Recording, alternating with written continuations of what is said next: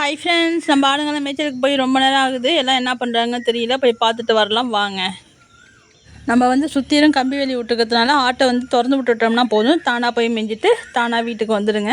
ரொம்ப நேரம், அதாவது ஒரு 2 மணி நேரம் 3 மணி நேரம் ஆயிடுச்சுனா தான் நம்ம போய் என்ன செய்யுதுங்கன்னு பார்க்கறதுக்காக போகிறது. ஏன்னா அவ்வளோ நேரம்லாம் ஆயிடுச்சுன்னா எங்கேயாச்சும் பூந்துருங்களோங்கிற ஒரு பயம்தான். பூராது நல்லா ஸ்ட்ராங்காகவே வெளியே அடித்து வச்சுருக்கோம். இருந்தாலும் ஒரு பயத்தில் தான் நம்ம போய் அப்பப்போ செக் பண்ணிட்டு வருது. ஆனால் அதில் ஒரு பிரச்சனை என்ன அப்படின்னு பார்த்தீங்கன்னா, போய் பார்த்துட்டு வந்தாலே உடனே திரும்பி நம்ம கூட வந்துடுவாங்க. எப்படி தான் கண்டுபிடிக்கும்னு தெரியாது. ஏதாச்சும் ஒன்று வந்து பார்த்துரும். நம்ம திரும்பி வந்தோம்னா நம்ம கூடயே சேர்ந்து வந்துடுங்க. இதில் ஃபஸ்ட்டு கவனிக்கிறது யாருன்னு பார்த்தீங்கன்னா, நம்ம மயில் தான். அதுக்கு எப்படி தான் தெரியாது. குனிஞ்சு மேய்ஞ்சிக்கிட்டே இருக்கும். அது எட்டக்க எங்கேயாச்சும் தூரத்தில் மேய்ஞ்சிக்கிட்டு இருக்கோம். நம்ம வந்து எட்டி பார்த்துட்டு போனோம்னா பின்னாடி எல்லாத்தையும் இழுத்துக்கிட்டு கத்திக்கிட்டு வந்துடும் வீட்டுக்கு. நம்ம நேற்று போட்ட ஷார்ட்ஸில் நிறைய பேர் மயிலை வந்து கொடுக்காதீங்கக்கா அப்படின்னு சொல்லியிருந்தீங்க. கண்டிப்பாக வந்து நான் மயிலை வந்து கொடுக்க மாட்டேன்ப்பா. அது வந்து நேற்று தான் முடிவு பண்ணேன். நம்ம வந்து மயிலை வந்து எக்காரணத்தை கொண்டு வந்து ஆட்டை விற்கக்கூடாது அப்படின்னு. புதுசாக பார்க்குறவங்களுக்கு தெரியாது இல்லையா? கால் சொல்லிடுறாங்க பாருங்கள், தூக்கி வச்சுக்கிட்டு. அவங்க தான் மயில். பாசக்கார பிள்ளைங்க. இப்போ கிளம்பியாச்சு.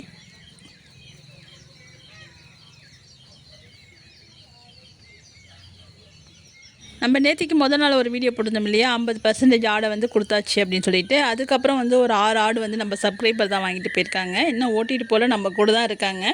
6 ஆடு வந்து அவங்க வாங்கிட்டாங்கப்பா. அதில் 2 பேர் மட்டும் நம்ம பேர் வச்ச ஆடு இருக்காங்க. மீதி பேரெல்லாம் சின்ன சின்ன குட்டி வந்து வாங்கியிருக்காங்க. அதாவது தலைச்சீத்து ஆடாக வந்து வாங்கியிருக்காங்க. அப்புறம் இன்றைக்கி வந்து காலையில் ஒரு சகோதரி கால் பண்ணாங்க. பாண்டிச்சேரியிலேருந்து வந்து ஆடு வாங்கிறதுக்கு வரலாமான்னு கேட்டிருந்தாங்க. நம்ம வர சொல்லியிருக்கோம். அப்புறம் இன்னொரு சகோதரி வந்து பார்த்திங்கன்னா, ஒரு வருஷமாக வந்து ஒரு ஆட்டை கேட்டுக்கிட்டே இருந்தாங்க. நம்ம வந்து இல்லைன்னு சொல்லிகிட்டே இருந்தோம். அப்புறம் ஒரு வாரத்துக்கு முன்னாடி கால் பண்ணி வாங்கிக்கலாமாங்க அப்படின்னு கேட்டாங்க. சரி, நம்ம எல்லாத்தையும் கொடுக்க தானே, அதையும் கொடுக்கலாம் அப்படின்னு சொல்லிட்டு, சரி வாங்கிக்கோங்க அப்படின்னு சொல்லியிருந்தோம். அவங்க வந்து இன்னும் ஒரு வாரம் கழிச்சு வந்து வாங்கிக்கிறாங்க அப்படின்னு சொன்னாங்க. இந்த ஒரு வாரத்துக்குள்ளே 2 பேர் வந்து அந்த ஆட்டை கேட்டாங்க. அதாவது இந்த 6 ஆடு வாங்கினதா சொல்லியிருக்கோம் இல்லையா, நேற்று வந்து அந்த 6 ஆட்டில் கூட அந்த ஆட்டை கேட்டாங்க. நம்ம வந்து அவங்க கேட்டாங்கன்னு சொல்லிட்டு கொடுக்கல. அப்புறம் திடீர்னு என்ன நினச்சாங்கன்னு தெரியல, சாரி சொல்லிவிட்டு அந்த ஆடு வந்து நீங்கள் விற்கிறதா இருந்தால் விற்றுருங்க, எங்களுக்கு வேணாங்க அப்படின்னு சொல்லிட்டாங்க. பரவாயில்லப்பா, அதனால் ஒன்றும் பிரச்சனை கிடையாது. ஒரே ஒரு விஷயம் என்னென்னா, நேற்று வாங்க வந்த பையன் நல்ல முறையில் ஆடு வளர்ப்பாங்கங்கிற ஒரு நம்பிக்கை, அவங்ககிட்ட கொடுத்துருக்கலாங்கிற ஒரு ஆசை, வேறு ஒன்றும் கிடையாது. மற்றபடி எந்த வருத்தமும் இல்லைம்மா. இதை வந்து எதுக்காக சொல்கிறேன் அப்படின்னு பார்த்தீங்கன்னா, நிறைய பேர் கால் பண்ணி ஆடு வேணும்னு சொல்லுவாங்க, வாங்கிக்கிறேன்னு சொல்லுவாங்க. இந்த ஆடுன்னு செலெக்ஷன் பண்ணி வச்சிடுறாங்க. சரி, நம்ம வந்து ரொம்ப நாளாக பழகினவங்களாச்சு அப்படின்னு சொல்லிட்டு அந்த ஆடை வந்து யாருக்கும் கொடுக்காம பத்திரமா வச்சுருப்போம். அப்புறம் திடீர்னு ஒரு வாரம் 10 நாள் கழிச்சு எங்களுக்கு வேணாங்க, அந்த ஆடு சேல்ஸ் பண்ணிடுங்க அப்படின்னு சொல்லுவாங்க. வேணான்னு சொல்கிறாங்கன்னா அவங்களோட சூழ்நிலையாக கூட இருக்கலாம். திடீர்னு வந்து ஆடு வந்து வளர்க்க வேணான்னு கூட முடிவு பண்ணலாம். இல்லை பக்கத்துலேயே வந்து அவங்களுக்கு பிடிச்ச மாதிரி வேறு ஆடு கூட கிடச்சிருக்கலாம். அதனால் அதிலலாம் நம்ம வந்து தவறு சொல்ல முடியாது. இருந்தாலும் நம்ம வந்து இனிமேல் என்ன செஞ்சுக்கணும் அப்படின்னு பார்த்தீங்கன்னா, நம்ம வந்து மாற்றிக்கணும். முன்னாடி வரவங்களுக்கு எது பிடிச்சிருக்கோ கொடுத்துக்கிட்டே இருக்கணும்.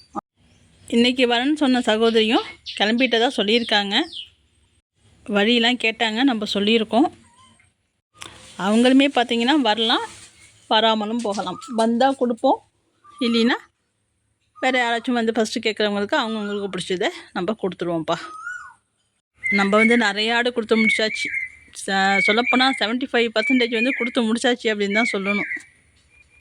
இப்போ எங்களுக்கே கொட்டாயை போய் பார்த்தாக்கா விரிச்சோன்னு இருக்குது. ஏன்னா நமக்கு ஏகப்பட்ட இடத்த ஒதுக்கி விட்டுருந்தோமா, அதில் அவ்வளோ ஆடு நிற்கும்போது நிறைய ஆடு இருக்கிற மாதிரி தெரிஞ்சுது. இப்போ பார்த்தா ஆடே இல்லாத மாரி என்னமோ மாதிரி இருக்குது. வீடியோ பிடிச்சிருந்துச்சுன்னா வீடியோக்கு லைக் போடுங்கப்பா, ஷேர் பண்ணுங்கள், கமெண்ட் பண்ணுங்கள், சப்ஸ்கிரைப் பண்ணுங்கள். நம்ம மறுபடியும் சந்திப்போம்.